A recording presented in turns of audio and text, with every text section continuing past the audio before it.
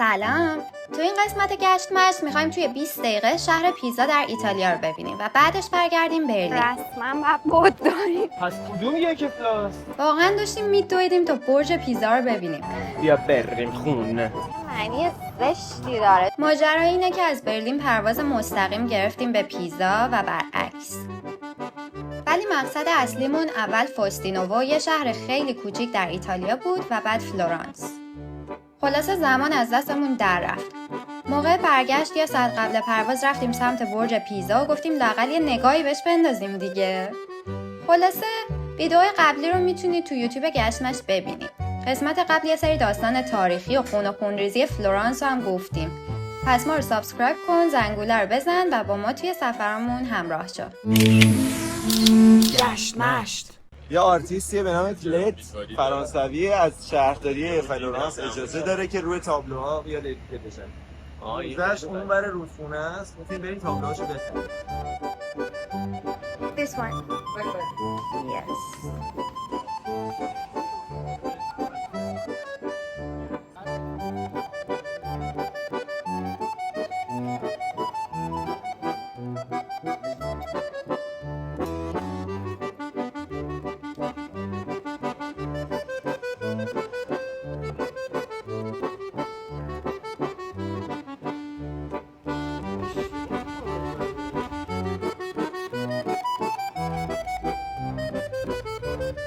گوگل اتوبوس‌ها اشتباه نشون داد و رفتیم و یه دور زدیم معلوم سلام کجاییم.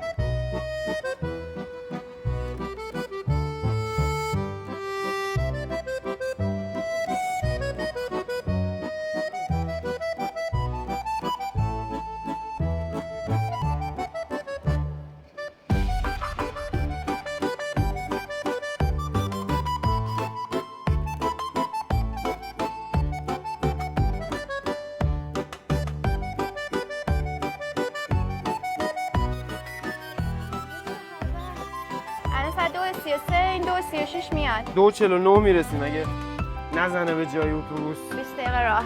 اینم از اینجا.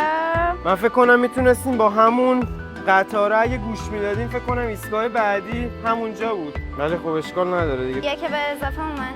اوه چقدر شلوغه. این نیست. پس کدوم یک پلاس؟ This is going to Pizza Tower, right? Yes. معرق کردم. اشکال نداره. هیجان میریم اونجا، از اونجا یه تاکسی میگیریم میریم تا فرودگاه، چون واقعا ما اصلا همون اول میگفتیم پیزا، داشتیم به پیزا فکر میکردیم نه فلورنس. خدا کنه به بستنیم برسم. چه هوای ابری شده. توی موسیقی کلاسیک همه اصطلاحاتی که داریم ایتالیاییه، برای همین یه سری کلمه هست که ما همینجوری بریم ریتاردو diminuendo دولچه. فکر کنم نمیدونم اینجوری درست بکنیم یا نه. دولچه که یعنی شیرین. این کارو کلا میکنن. دستشویی دارم مثلا. بیا بریم خونه. ولی نمیدونم یه چند باری هم شنیدم که این خوب نیست. بعد دو مدل حرکت اینجوری هست که خیلی شبیه همه. آقا ما اجازه داریم ادای همه مردم دنیا رو در بیاریم، چون همه آدمیزادیم. ما اجازه میدیم همه که ادامون رو در بیارن. یکی از متدای یادگیری زبان اصلا اینه که ادای اون کسی که داره حرف میزنه رو در بیاره. آره. چون اون داره درست حرف میزنه، من دارم فارسی حرف میزنم، یکی باید ادای من در بیاره یاد بگیره. شاید من خیلی مرجع موجهی نباشم برای یادگیری فارسی. آره ولی میگم شاید این حرکت یه معنی زشتی داره، چون اینا خیلی با دست حرف میزنه. برای همین هر یه حرکتشون یه معنی داره. آره.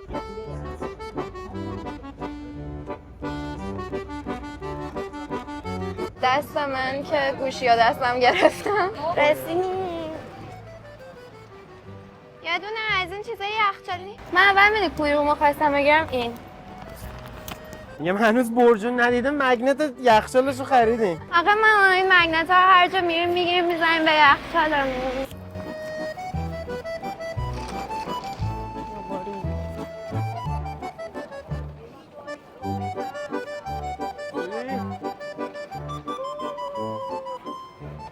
رسما باید بود داریم.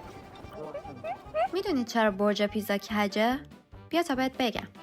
برج پیزا از قرن 12 روی یه زمین باتلاقی ساخته شد. به همین خاطر یه طرفش فرو رفت تو زمین و کج شد. ساختش هم تقریبا 100 سال به خاطر جنگ‌ها متوقف شد که باعث شد برج نیمه کج بمونه. بعدش معمارا هر چی سعی کردن صافش کنن بیشتر کجش کردن تا اینکه تو دهه 90 مهندسا با محاسبات کامپیوتری و کارهایی مثل برداشتن خاک از یک طرف، گذاشتن وزنه و کابل فولادی در طرف دیگه تونستن کمی صافش کنن. ولی عمدن هیچ وقت کاملا صافش نکردن تا این برج نمادی بشه از اینکه گاهی نقص‌ها جذاب‌ترین ویژگی‌های ما هستن.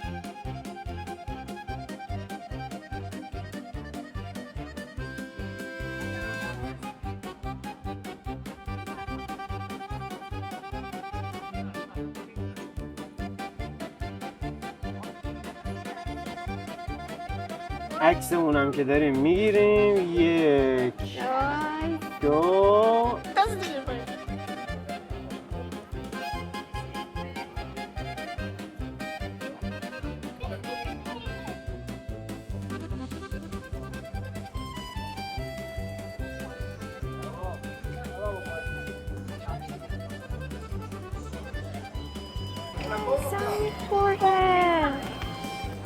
وای خوشحالم بستنی پیدا کردم.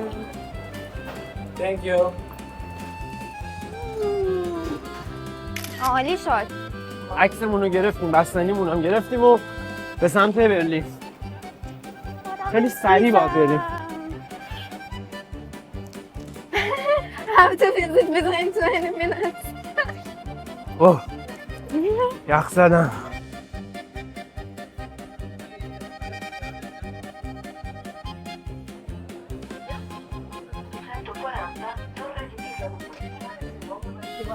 خیش خنکه. اصلا اوبر نبود، 2 تا کلن بود که اونام داشتن میرفتن به سمت فرودگاه، برای همین تا خواستم برسم و ما خیلی طول کشید. بعد از این دستگاه بلیط فروشی اتوبوس می‌خواستیم تیکت بخریم، زده بود 10 یورو، ولی یکی آنلاین دید زده 1.70. آیروپورتو. اسم این اپی که باش تیکت گرفتیم ایتالیه. مقصدتون میزنیم، همونجا بهتون میگه بلیتتون چقدر میشه میخرین و ولیدیت میکنین، میگه مثلا 1 ساعت وقت دارید که اینو استفاده کنید و نقشه هم بهتون نشون میده که الان مثلا گوشیتون چجوری داره میره و کی میرسین و کدوم ایستگاه پیاده شین. ما الان فهمیدیم یکی از دلایلی که اون بلیت 10 یورو بود این بود که من مقصد این اتوبوس 840 که میره فرودگاه زدم. یعنی مقصد این 840 فرودگاه نیست، فرودگاه وسط راهه و این آیروپورتو توی موقع بلیط خریدن توی لیست نبود اسمش، برای همین من اسم اون مقصد زدم و بلیط خیلی دوره و تیکتش 10 یورو. اگه خواستید اینجا تیکت بخرید حتما از سایت AT بگیرید. این خود اپ ایتی الان گفت که باید ایستگاه بعدی پیاده شیم. ما 2:28 رسیدیم همین ترین استیشن. الان 3:30 یعنی کلاً یه ساعت رفتیم برگشت. هیچکی هم تو این سفر باز نیومد تیکت های ما رو چک کنه، ما همینجوری الکی تیکت بخریم.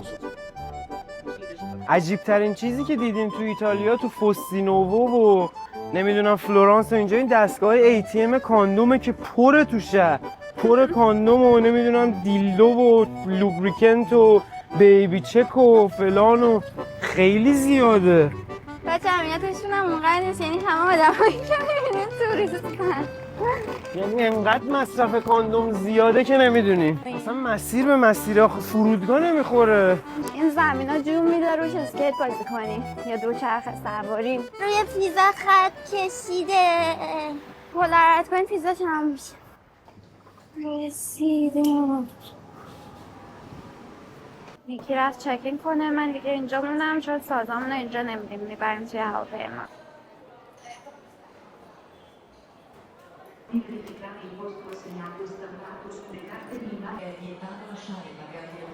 متاسفانه نتونستیم از این ماجرا فیلم بگیریم، ولی موقع چکین جلومونو گرفتن و گفتن که ویولون یا باید بره داخل بار یا اینکه براش صندلی جدا بگیریم. ما موقع رفت ویولونو گذاشته بودیم توی کابین چون که 3 تا کابین بگیج داشتیم. اما تو راه برگشت جلومونو گرفتن و 75 یورو جریمه‌مون کردن و گفتن ویولون رو میبریم جایی به اسم هولد، ولی هیچکس نیومد تحویلش بگیره. برای همینم ما دوباره ویولونو گذاشتیم توی کابین. در نهایت هم خیلی ناراحت شدیم از این تجربه.